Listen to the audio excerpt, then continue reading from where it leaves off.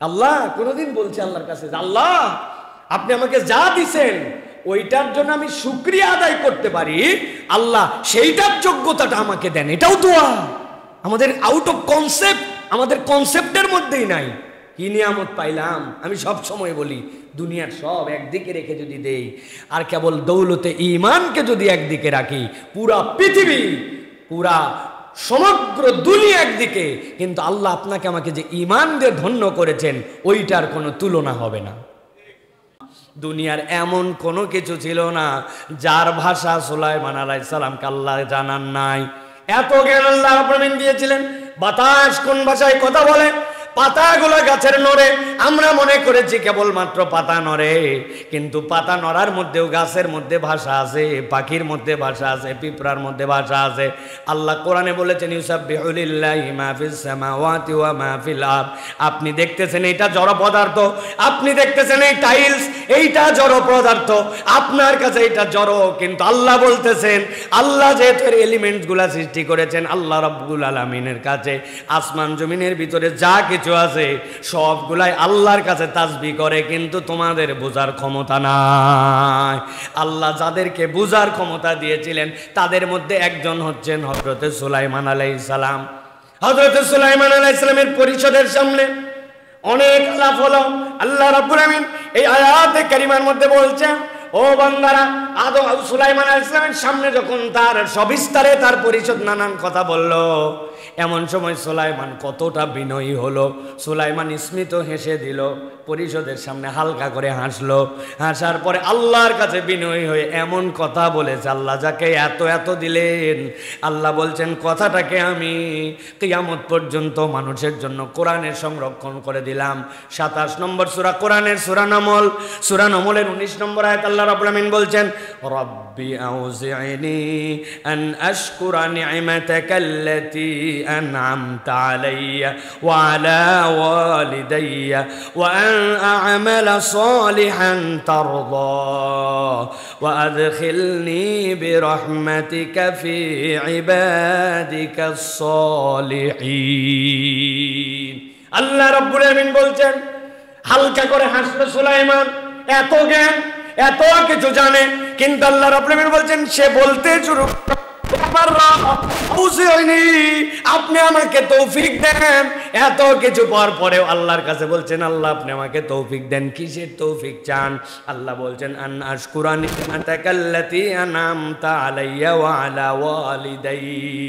আপনি আমাকে যে নিয়ামত দিয়ে ভরপুর করে দিয়েছেন আর আমার পিতা মাতাকেও যে নিয়ামত দিয়েছেন, আল্লাহ আমি আপনার কাছে একটা তৌফিক কেবল চাই, উদ্ধত যেন না হয়, বরং যা যা দিয়েছেন সেইটার কৃতজ্ঞতা আদায়ের যোগ্যতাটাও আমাকে দেন। আল্লাহু আকবার।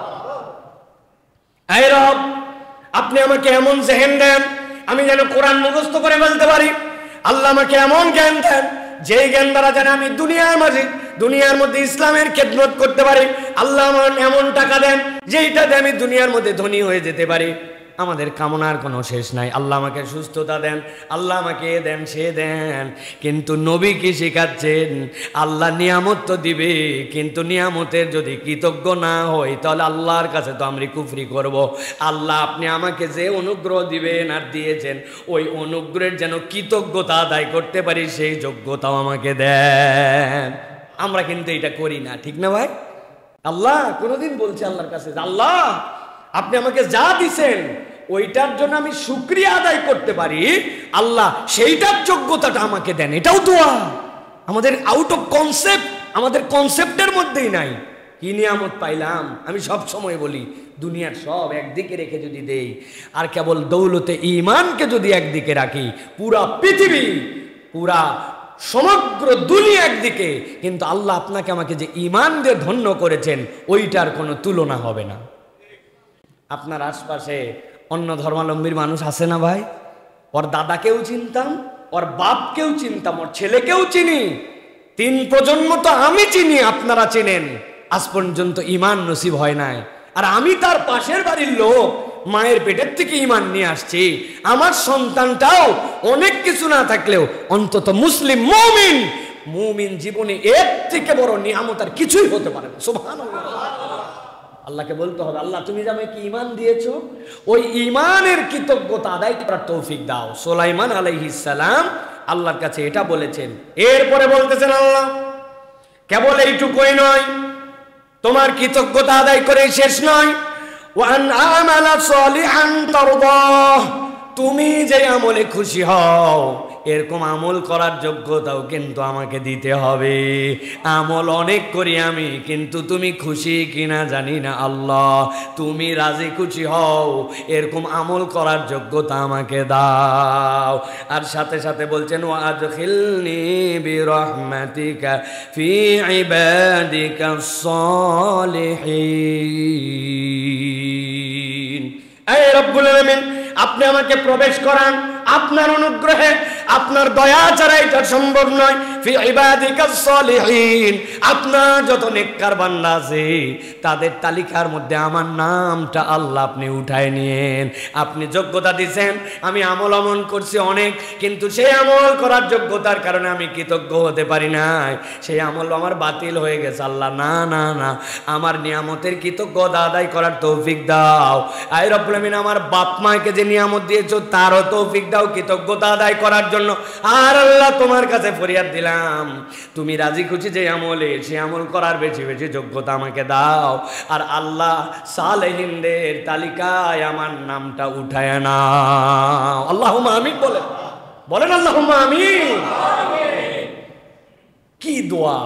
তাহলে আগে গেল দুইটা, এই জায়গায় চারটা, ছয়টা দোয়া আল্লাহ রাব্বুল আলামিন সুলাইমান আলাইহিস সালামকে দিয়া আমাদেরকে জানাচ্ছেন। আমি আয়াত নম্বর সহ সূরা নম্বর সহ বলে দেওয়ার চেষ্টা করছি।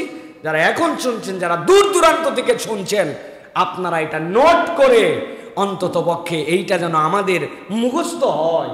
এই 15টা আয়াত মুখস্থ না করতে পারলে মানব জীবন আপনার ব্যর্থ। দুনিয়া ফাটাই ফেলছি আমরা, বাপ রে বাপ, কত লম্বা লম্বা কবিতা আমরা মুখস্থ করেছি। অনন্ত অসীম প্রেমময় তুমি বিচার দিনের স্বামী, যত গুণগান হে চির মহান তোমারই অন্তর্যামী, দুলোকে ভুলোকে।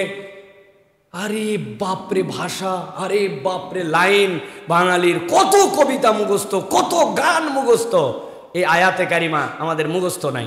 অথচ আল্লাহ বলছেন, ওয়ালাকাদ ইয়াসসারনাল কুরআনা লিযিকর, আমি আল্লাহ স্মরণের জন্য এর থেকে সহজ আর কিচ্ছুই দেই নাই। আপনি যদি বলেন খুব কঠিন, মুখস্থ হয় না, আল্লাহর সাথে আপনি 2 নম্বরই করলেন। আপনার রব বলছে সহজ আর আপনি বলছেন কঠিন, মিলছে? মিলছে? বলবেন না হুজুর, ওইটা তো আরবদের জন্য বলছে আল্লাহ, তাই না ভাই? কোরআন কি আরবদের জন্য, বাঙালিদের জন্য কোরআন না? আল্লাহ জেনে বুঝেই তো দিছেন আপনার জন্য এটা। অতএব এটা বলার কোনো সুযোগ নাই, আমাদেরকে এটা মুখস্থ